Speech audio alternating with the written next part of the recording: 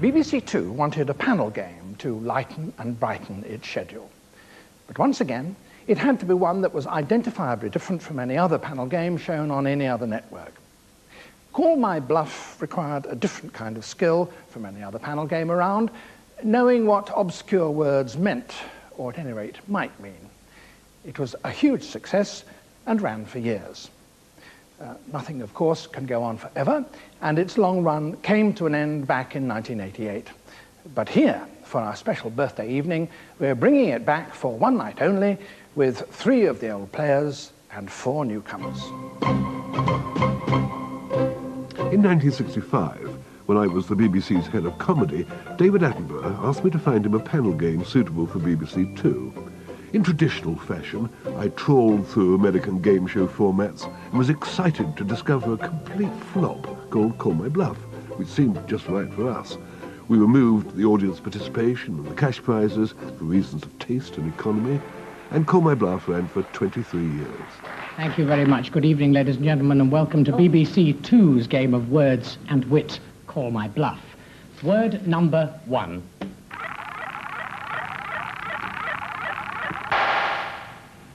Morlop. Bloat. Doggy. Amarishi. Hunts. Mongoloid. Prout. Sherma. Scodgy. Decker. Waddle. Quinkle. That's what we do if we want to get a word, and lo, it comes. Nestle Road is the first word. The Oxford English Dictionary's supply of obscure words is seemingly inexhaustible, as is the variety of ways in which they may be pronounced. An Ithel. It isn't Ithel, it's Istley. Sorry, chaps, it's Estelle. I'm not even going to try and pronounce this. Nice besetter. Nice Bessitor. Nicky Becky Tur. We were expected to believe that such words meant incredible things, and often they did. But one learnt to be suspicious of any definitions which involved Turkish customs officials, Victoriana, or diseases of sheep, especially when listening to my late and much-missed colleagues Patrick Campbell and Arthur Marshall. You'll want some statistics, I dare say. In 1757, a total of 4,720 sheep were immersed in a single day at a rubbish in Stow-in-the-Wold. It's done by shepherds that approach sheep with enormous shears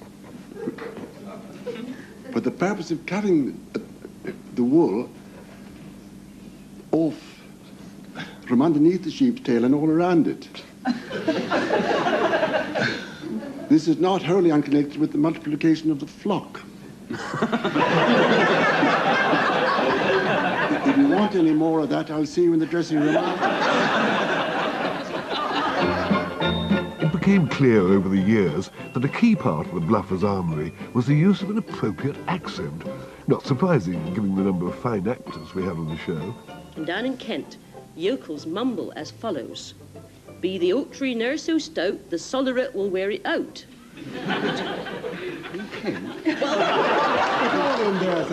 Someone who's moved to Kent. Slot fall, penny a rag, bang his head and Cromwell's bag. Arr, jibbins. Nice set of scoff you scored there, Arthur. Arthur can eat that. Hoots, toots, and ochai. The oudel is in. Yes, bring back Frank Muir. Of course, I'd be the first to admit that actions sometimes speak louder than words.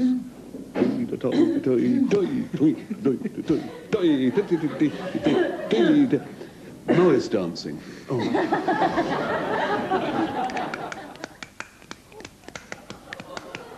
Thank you very much indeed. Easy to play, difficult to win. When the true definitions were finally revealed, there were always surprises. As Rabbi Barnes had it, for all ye lie and bluff the new, do you ken the man whose word is true?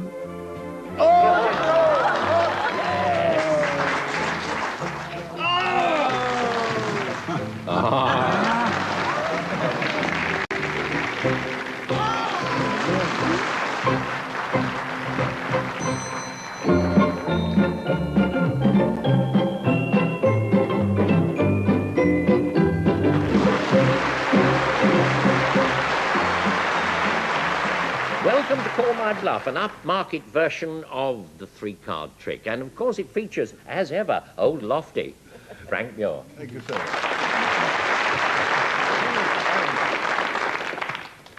In the tartan corner, I have an actress of distinction, charm and beauty, Celia Imrie.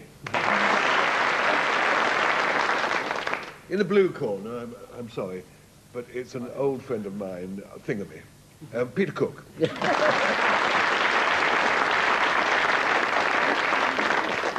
I told him to smoke just to annoy everyone, but there he is, and he's doing it. Who's absolutely fabulous, not to mention a class act, but of course, Joanna Lumley. Good evening. On my left hand, the almost unbelievably talented and soon to be giving us his Fagin, Jonathan Pryce. And on my right hand, self-confessed handsome person, John Gordon Sinclair.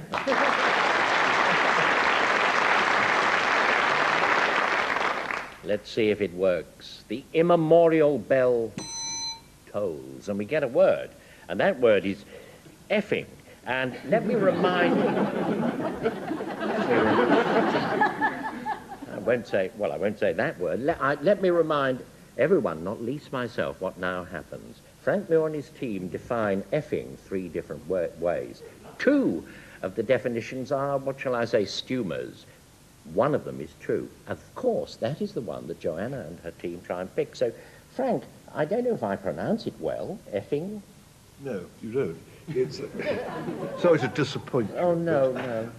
Effinge is a Hampshire chaffinch. Ah, and it's in fact mentioned in the Reverend Gilbert White's lovely, lovely book. And it's about the fields around Selborne are alive with effinges in due season.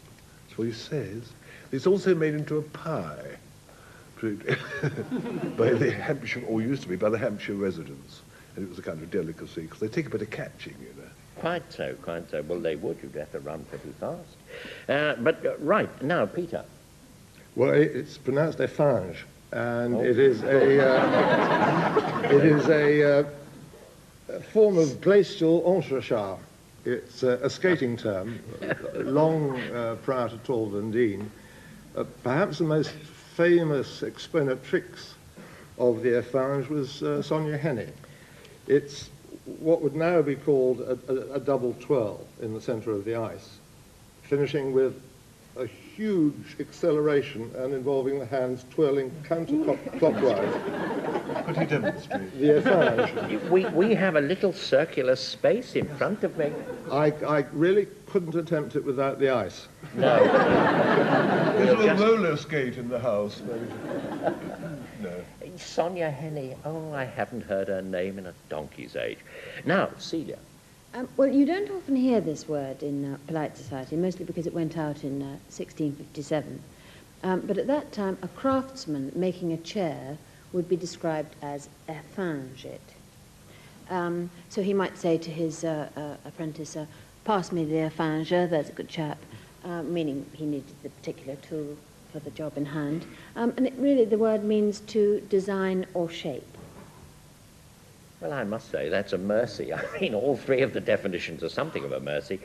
It is a sort of skating maneuver with which the name of Sonia Henney will forever be associated. It's a sort of bird that Gilbert White spoke about, made into pies as often as not, and it is to shape or design something. Now, Joanna, you have to pick one.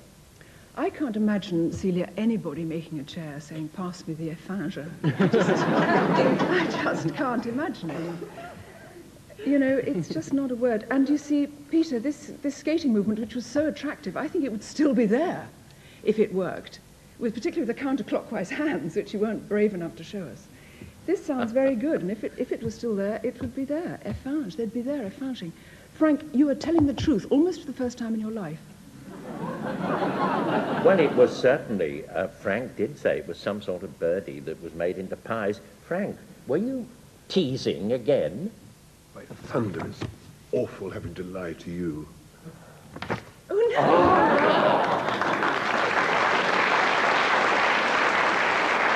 no! nothing whatever to do with Gilbert White and all that stuff about Hampshire. Who gave the true definition of, well, effing, I would have said, but effage. There you have it!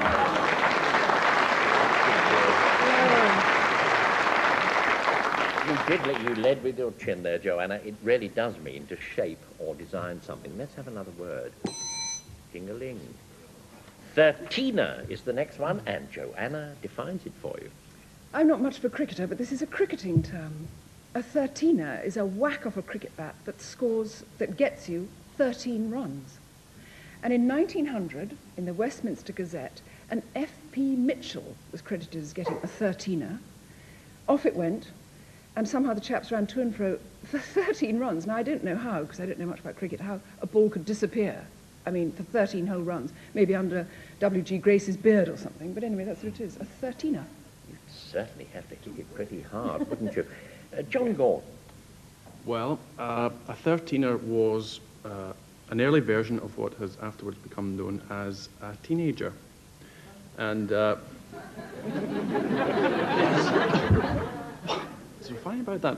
It's of course an Americanism. It was first recorded in the 1929, the Saturday Evening Post, when a young man was commenting in a short story about a neighbourhood party, and he said, "It was lousy, just full of 13ers." That was my American accent, by the way. It all seems to fit one way or another. Jonathan, what do you say? Well, I'm sure you've already guessed that this is actually a clock, and it's an Irish clock. And it was first manufactured in the 19th century in the west of Ireland, in a small town called Achill, which is County Mayo, just off the coast there near Westport. And it was a novelty clock, and it struck 13, and hence there's a small part of Achill which is called the Achill Sound, the river. So it's an Irish clock. I don't know. I think it's entirely convincing. An Irish clock that strikes 13. What other Irish clock would strike anything else? 13 runs at one fell swoop, and an early term for a teenager. Frank, your choice. You have a choice. Well, it can't be an Irish clock. There must have been only one of them, or only one manufacturer of them, and your name, therefore, wouldn't be in the dictionary, the name of the clock. I think, I don't know, but you would lie to me. That's the difference in our relationship. And I, therefore, driven almost against my will, I like the idea of it being an American teenager, because it's such a dreadful thought. John Gordon, true or bluff? He gave that definition. Oh, dear. Yeah. Ooh. You can't believe it, but he made it all up. Who gave the true definition of 13er? Here it comes. It's there somewhere. There it is. Gosh. Wow. There you are.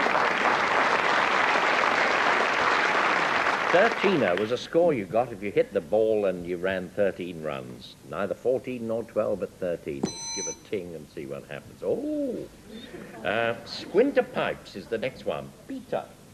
Squinter pipes comes from the Highlands, and it's really a very savage version of the old eights and reel, when instead of just reeling around on the floor, the participants have to look up the vast baronial staircase at the laird who is at the top of them, or possibly on the chandelier above them, and without ever looking at the floor, they whirl around doing the squinter pipes.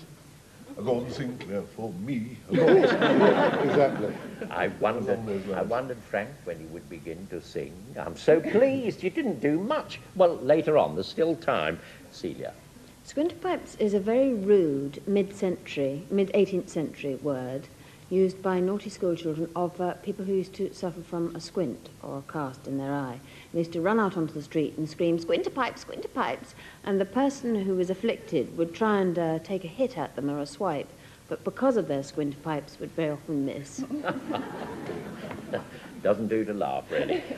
Frank, it's your turn.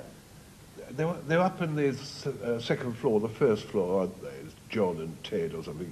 They've got the carpet up, and they've got the floorboards up, and they're trying to lay some hot water pipes, or cold water pipes. Take your choice. And there's there's suddenly a sudden cry of, whip, it's Squidderpipes. It's one of the... Yeah, come on, listen, let me get through it. And it's one of those trade terms like, you have to bleed your rads. You see. And the Squidderpipes, what happens is that normally you lay pipes by running them along the, against actually, the 90 degrees to the beams, joists, and you cut wedges for the pipes. Now, if you think of it, you've only got to lay about 4 pipes, and you've gone through the beams, gone through the joists right the way along. So they say, hey, there's a case of Squidderpipes here, and they just don't, they just miss the previous hole. In other words, they do it. I love the way you said you actually pronounce joists properly, because good builders always say joices. Have you noticed that? Well, anyway, I'll just throw it in. No. All right. Well, forget it then, as I see you instantly have. Let me tell you, they say it's a builder's term. It's an eightsome reel, a very strange one, and I'm afraid it's cross-eyed. John Gordon, your choice. Well, I used to work at one time as an electrician on building sites, and I've never heard anyone shout at me, Squinterpipes. I've heard a few things, but never Squinterpipes. That's one term I've never heard. Celia was smiling all the way through hers, so I don't know if I believe her. And as for being a savage version of an eightsome reel with people lying on the floor called Squinterpipe, I think that's just called being drunk. So, because that's the least plausible of them all, and I'm Scottish, I think I'll go for that one. Well, that was Peter Cook who said it. True or bluff? Here he comes. Peter McCook. Oh, nothing. Didn't get a thing there. Now we need to know who gave the true definition of Squinterpipes. Here he comes. No, it's not me. Oh.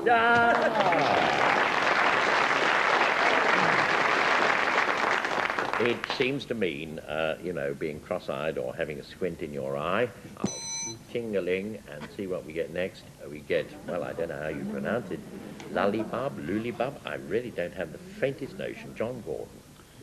Well, the next time you're enjoying one of those refreshing flavoured water ices on the end of a stick, and pull it out of your mouth and have a little think to yourself, is this a lollipop? Well, it is.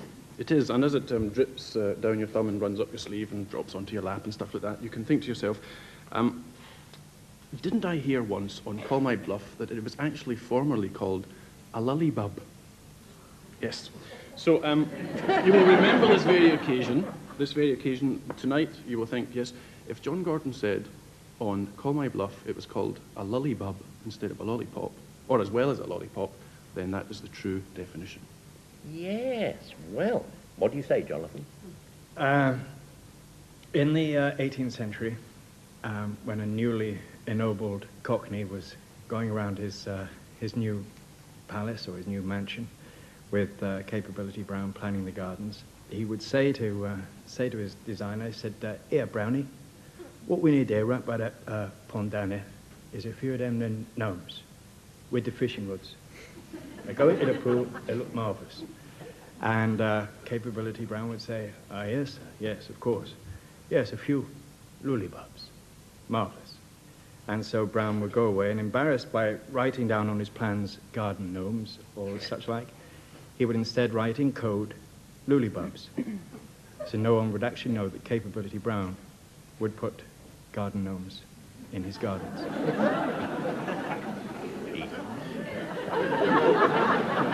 He'd do anything for money. Joanna. Long ago, in about the sort of 1300s, was a group of monks who made pretensions to living a life of piety and humility, but in actual fact, they were living the life of Riley. They used to dine off roast peacock, they used to quaff Rhenish wine from silver-gilt goblets, they used to glug things down out of great crystal dishes, and always keeping this pious thing for the outside world, so people thought they were having a bad time. They were called lullybubs, for underneath their gloomy shell, they did themselves extremely well. Well, there you have it. There, we all have it. It's a lollipop. It's a garden ornament. And it's a good time monk, if there is such a thing. Peter's choice, he has to choose one. Well, I'm not particularly persuaded of this alternative to the lollipop. As John Jordan was saying, I think it is very unlikely that the ennobled cockneys in the 18th century, name one ennobled cockney in the 18th century, let alone with capability Brown popping around, not having the initiative to change his name Garden Gnome to Garden Novel or whatever he wanted to. My suspicion is it was these good time monks of Joanna's. Well, she certainly said that. True or bluff, Joanna? Tell us now. I'll tell you now.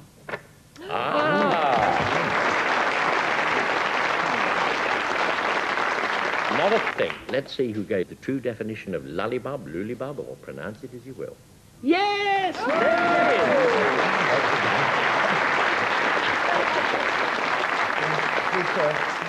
We've forgotten what it was. Could you remind us? It was a lollipop. A lollipop? Yes.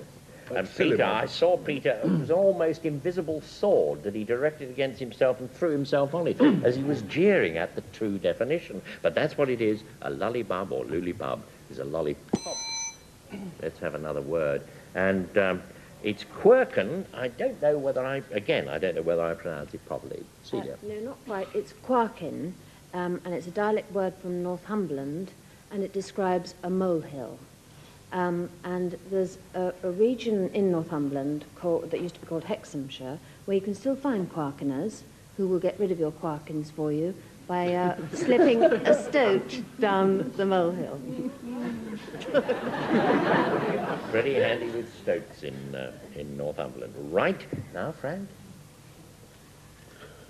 You're in Northamptonshire, and you've ridden hard to hounds, but it's the hunt supper, and you woof down an enormous great chunk of Melton Mowbray pie, and it sticks in your gullet. Willing hands rush up, and particularly people who don't like you, and thump you on the back, and you go, quack, quack.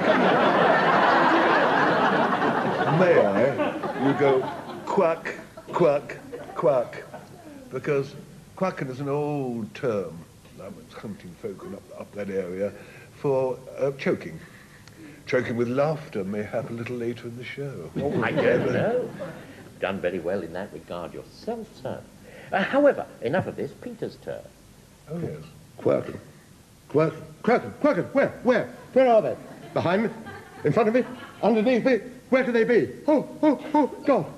It's to be very nervous and on the lookout for something that's about to attack you. It's to be on the qui-vive, the fear of being something. you quirken with almost terror.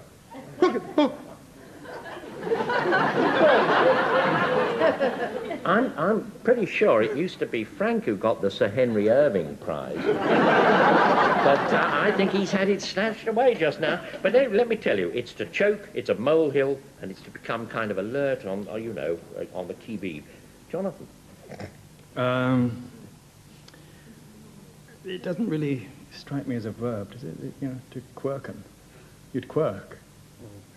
And I'm just going to go straight for... I'm actually going to plump. You're not going to plump. I think I might plump. You're going to plump. Only if you quirk. I do hope. I'll quirk, you plump. A molehill. A molehill? Celia, true or bluff? Oh, whoops.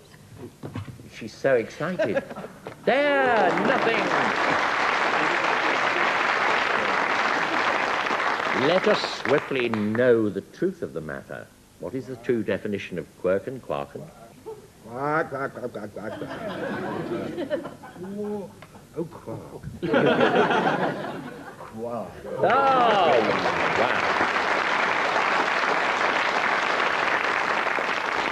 It's to choke. Let's have another word. To choke. And now what do we have? We have dimps and Jonathan, dimps. Dimps. When West Somerset folk are talking amongst themselves, they use a dialect which sometimes appears like a completely different language. They say things like, where be to? When they're asking where someone is. They don't say thing, they say thick. And if they wanted to say old, they would say load. And likewise, if they wanted to say it was getting dark, or it was twilight or dusk, they would say Debs. So if they were saying something like, I can't see this, my old friend, it's getting dark, they would say, where be to? I can't say that. My old friend, that be Debs.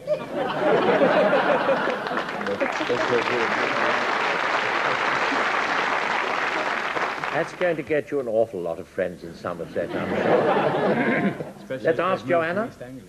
Well, in central Somerset, and I'm talking now about the flat and sedgy area around Glastonbury Tor, there's still enough little bits in the land that water can collect into little sort of dew ponds around there, and the peat cutters of this sedgy land call them dimps. And cattle in the days pre-pasteurization, cattle who drank from unfenced dimps, the milk they gave used to taste of iron, because of course all the land there has got iron from the tin mines and things in those areas. So that sort of dimple, probably from a dimple. But that's a good thought, isn't it? Or dumps. Yes, or yes, quite. John Gordon, your turn. Well, I'm in North Somerset. I'm doing a little tour of Somerset here, and around such delightful villages as Monksilver and Stogumber.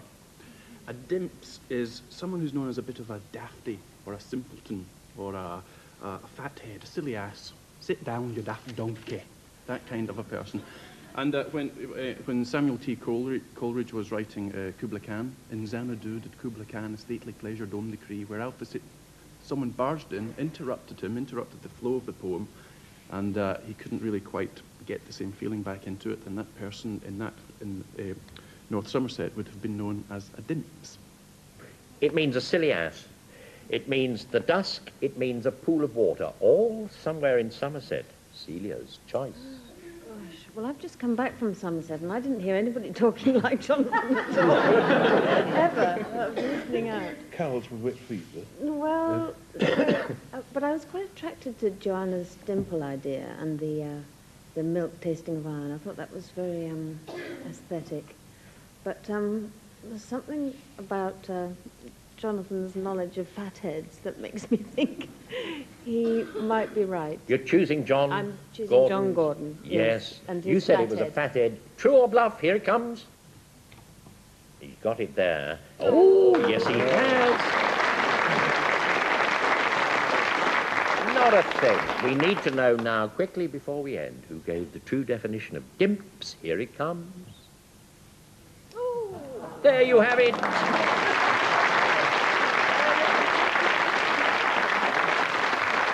It simply means the dusk or the twilight or the gloaming or thereabouts in South Somerset, I think you said.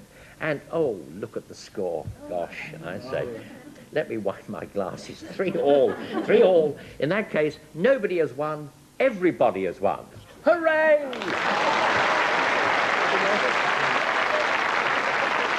Wonderful, wonderful.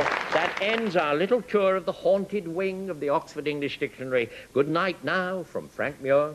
Good night, Will. Joanna Lumley. Good night. Peter Cook. Celia Imrie. Good night. John Gordon Sinclair. And Jonathan Pryce. Goodbye.